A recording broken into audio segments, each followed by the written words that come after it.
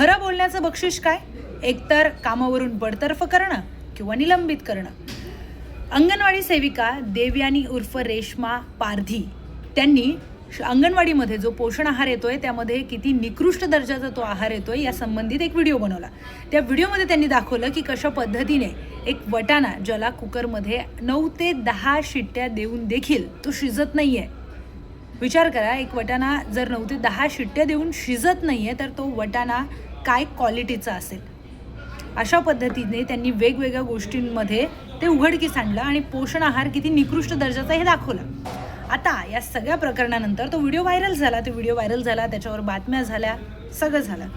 आता आणखी नवीन बातमी काय समोर येते तर त्या व्हिडिओ संदर्भात म्हणजे जी काही त्यांनी पोलखोल केली आहे त्या संदर्भामध्ये त्यांना एक मोठं बक्षीस मिळालं आहे. काय तर त्यांच्यावर कारवाई झाली आहे. म्हणजे खरं बोलण्याची ही शिक्षा त्यांना मिळाली आहे. का?